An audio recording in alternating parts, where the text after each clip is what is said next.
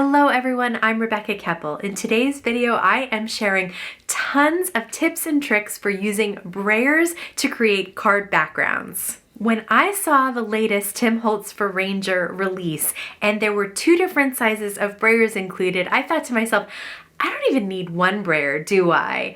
And then I watched Tim use the Brayers live and I realized not only do I need one brayer, but I need two Brayers. So in this video, I'm gonna share my take on the techniques that I learned watching Tim's live. But stick around until the end because I'm going to use a bunch of the products that I've been using lately from Sunny Studios, Concord and Ninth, and my favorite things to actually use these backgrounds on cards. So these are the two new Distress Brayers from Tim Holtz Brayer. You can see the two sizes. This is the medium. There's also a small. The package also indicates that these Brayers are made with flexible, soft rubber, and that makes them really great to work with the other Distress mediums.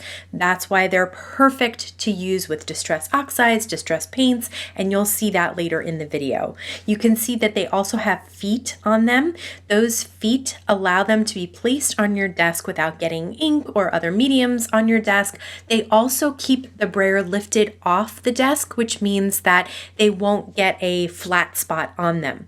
They also have a hook at the end, which can be used to hang them if you prefer. This first technique is a real fun one using embossing folders. I'm using Sunny Studios Dapper Diamonds, and I'm going to paint on the side of the embossing folder that has more raised real estate. That's just gonna make it easier to get more color on there, but you can do whichever side you want. I'm gonna use the mini and make sure that the feet are facing up so that I can get a nice roll, and I'm using Distress Oxide ink in Kitsch Flamingo. Now you can see that you want to lift up as you roll. That's gonna get more ink on the brayer itself, whereas if you keep rolling back and forth, you're going to be transferring ink onto the brayer and then back onto the ink pad, onto the brayer and back onto the ink pad. Whereas if you lift up, it's going to transfer fully to the brayer. And the great thing about the oxides is that you can see them on the black brayer. So you can see when you have full coverage.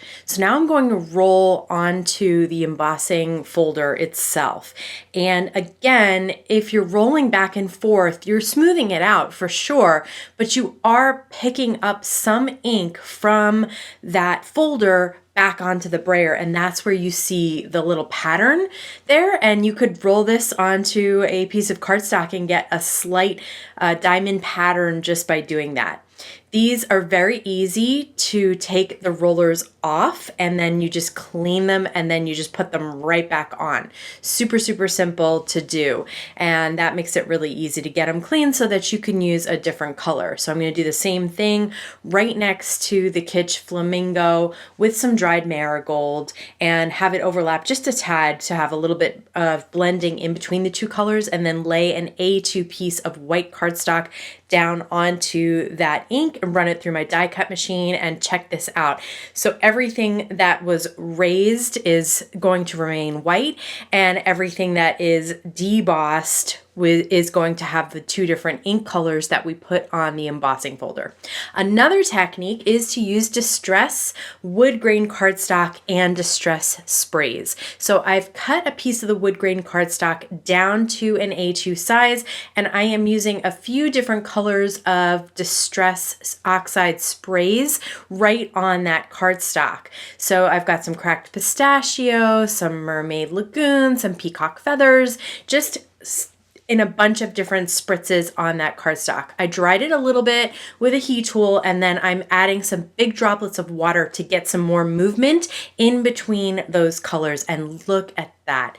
Now comes the really fun part with the brayer. So I am going to be using some Distress Paint in Squeeze Lemonade. You just need a small drop, and then just take your finger and rub it side to side so that it is big enough for the brayer to pick up. Again, you're rolling and lifting If you roll back and forth like I did there, that will smooth it out and it will lessen some of the paint. So if you don't want a whole ton of paint there, you can just roll it back and forth. I'm going to lightly roll this on top of the wood grain, and it's going to only touch the raised pieces of the wood grain, which is going to make it stand out, that texture, even more on top of the already beautiful background. It just adds a hint of almost like an aged look to it, but also just adds contrast, I guess, is what I'm looking for. So a little bit of contrast between the yellow on top of that wood grain texture and those beautiful blues and greens in the background. I love this. So Tim also showed how you can use resist spray to basically seal this background. Now, paint will seal. The paint, once it's dry, it does seal everything, but because the paint is only on parts of it, I wanted the whole thing sealed. And also, when this dries, it will be shiny. So check that out. The whole thing is dry now, and it's just a really shiny background. So if you don't like the chalky finish of oxides, this might be a tip for you to use. The other way you can use these distress paints is to put down several colors instead of just one. So you can see I'm kind of flattening them out a little bit so that I am basically making a rainbow the size of the brayer here. I'm going to roll it back and forth, lift up so that I can get all of the colors onto the brayer, and I'm not going to go side to side at all. I really want to make sure that we see each of these colors, and you can see them right on the brayer there. If you have a spot that you can't seem to cover, sometimes that just means there's a little something on there, and then you just transfer it to paper. Again, just go back and forth so that the colors stay in their spots and you get the full rainbow on your cardstock. Now you will get some nice blending in between where the colors overlap each other, but look at that, you can see each color. So I added a little bit more paint, I'm adding a little bit more to this background, but I love this effect. It's just totally different than ink blending, and it just looks very unique and fun. For the next technique, we're going to create squares of color. So I've picked up my Distress Oxide again, Kitsch Flamingo, one of my favorites.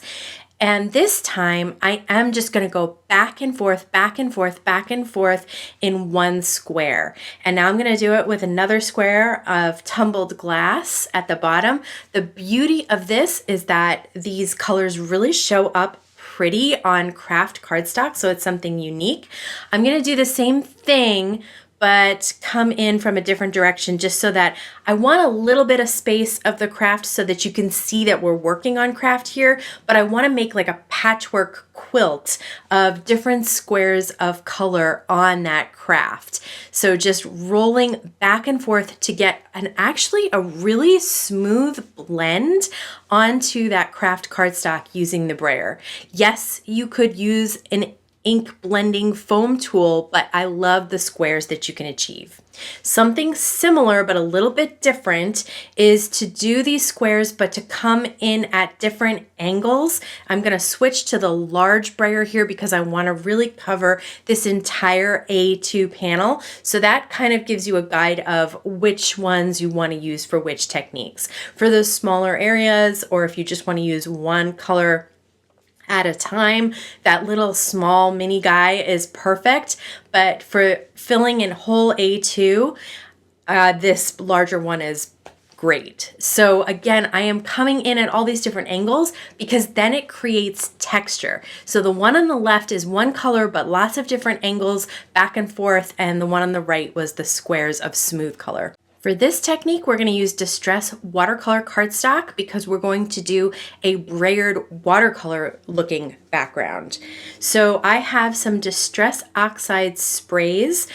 Like everything in the Distress line, these are water reactive. So I'm going to spray 3 different colors onto a surface so that I can put them all on a brayer. So you can see I've got them close enough together that they will fit on the brayer. Then I'm going to use the Distress Sprayer on the watercolor cardstock to get it nice and wet. So we're going to be transferring to a wet background, and that will make a difference. I'll show you the difference between wet and dry once we're done here.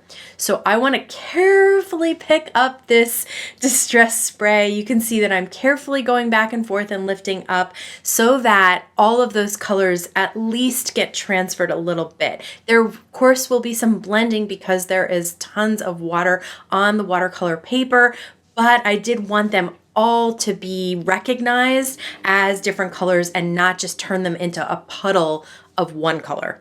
And that's why I'm going to add in a little bit more of the spun sugar here on that left-hand side.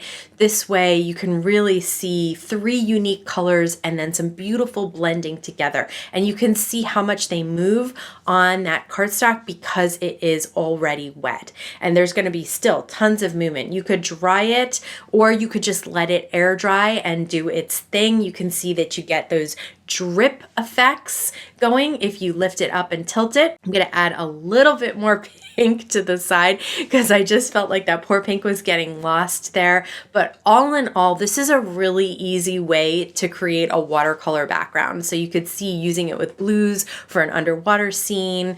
This time I'm going to show how it looks on a dry cardstock. So again, I spritzed my 3 colors, trying to keep them a little bit separate, and then I'm going to transfer it over to that dry cardstock. So you get those pretty skips there where there's some white spots, and I actually like both.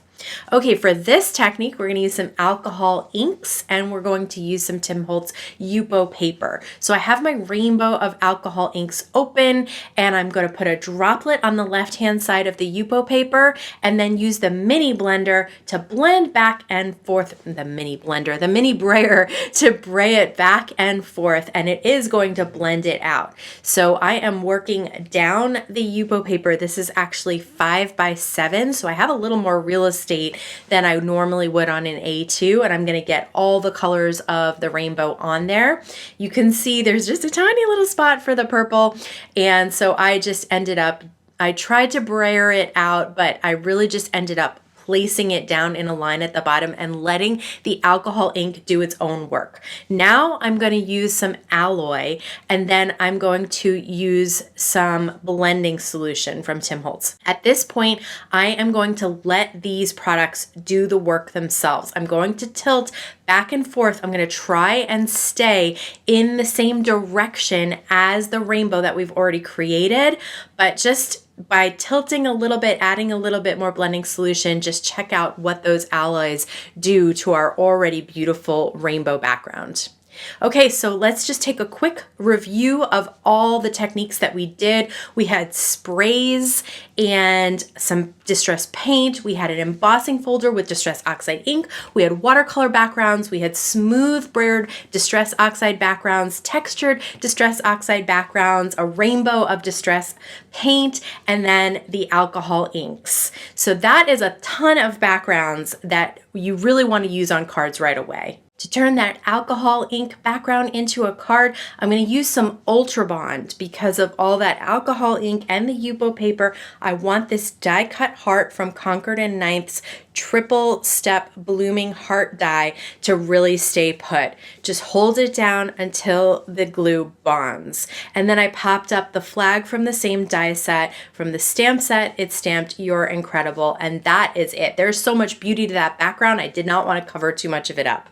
For this card, I am going to use the Debbie tool. It is linked down below as Stamper's Secret. I know a lot of you asked me where I got that and where you can get yours. This just helps with adding pressure to the outside of the MISTI door so that you don't have to press on it with all your might. You can just use that handle. Really helps you to add that pressure. And the reason that I'm using it here is because I have to stamp these about 1 billion times. Seriously, the Distress Oxide ink on Kraft cardstock, to really make those images stand out, I want to stamp them again and again and again and layer up that oxide on top of the Kraft. The Kraft really wants to soak some of that ink in so that you can't see it as well.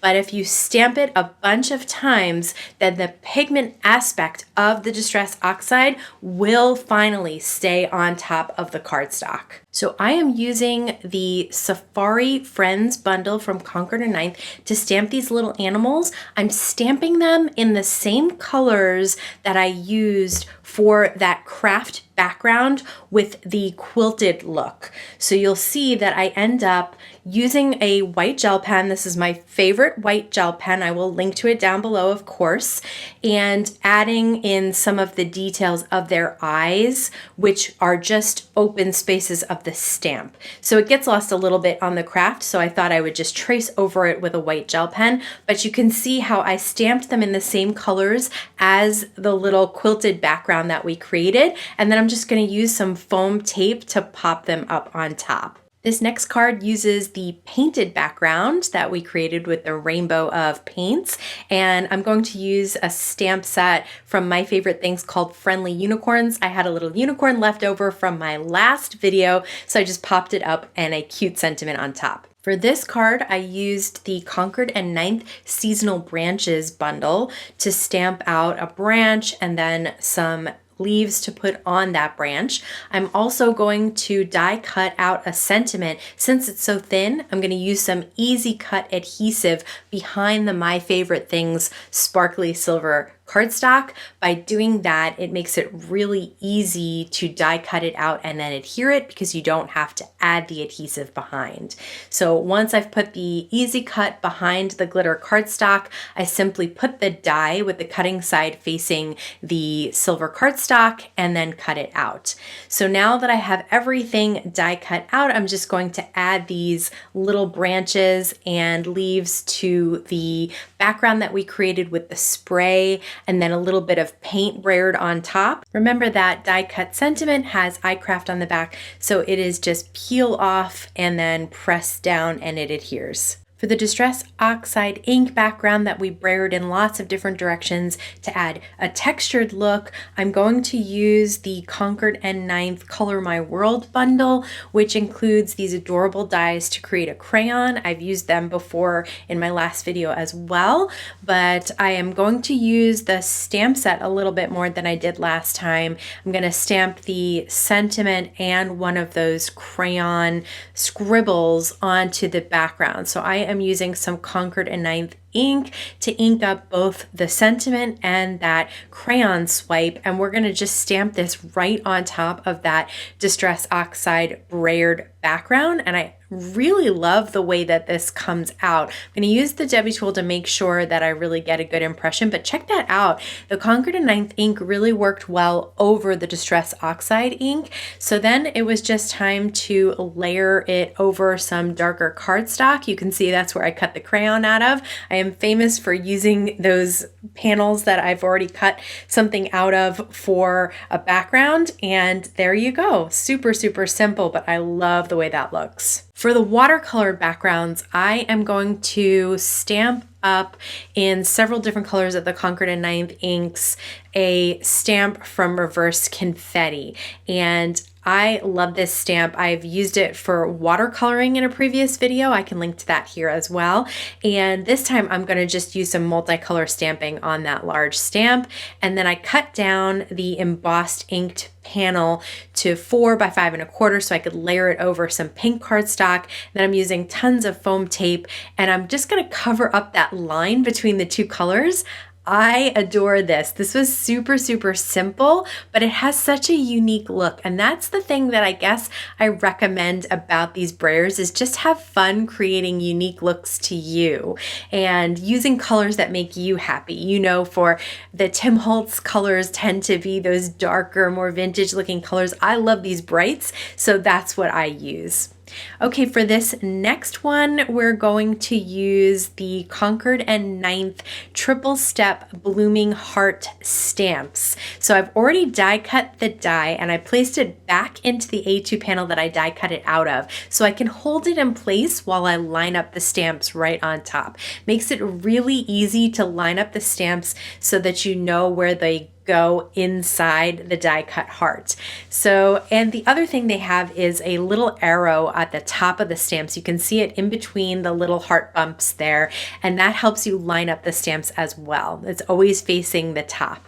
Put a little foam tape, and I am going to pop that up on one of our watercolor brayered backgrounds, and then just pop up a Mother's Day sentiment on a flag. So again, these brayers can be used with so many different mediums, and then you can actually create all these different unique backgrounds, but you can also turn them into cards. Whether you use a brayer you already have or grab the new ones from Tim Holtz for Ranger, I hope that you found some techniques that you can use to create unique and beautiful card backgrounds. If you enjoyed this video, please give it a thumbs up. Don't forget to subscribe to my YouTube channel and hit the bell so you can be notified every time I have a new video available. As always, I want to thank you so much for spending time with me today. Please stay safe, stay healthy, and I'll see you again soon. In today's video, I am sharing, what am I sharing? I'm gonna share, what am I gonna share? Let's do that all over again. That's a lot of sharing, which is great. Sharing is great. I love sharing, but my goodness, come up with a new word.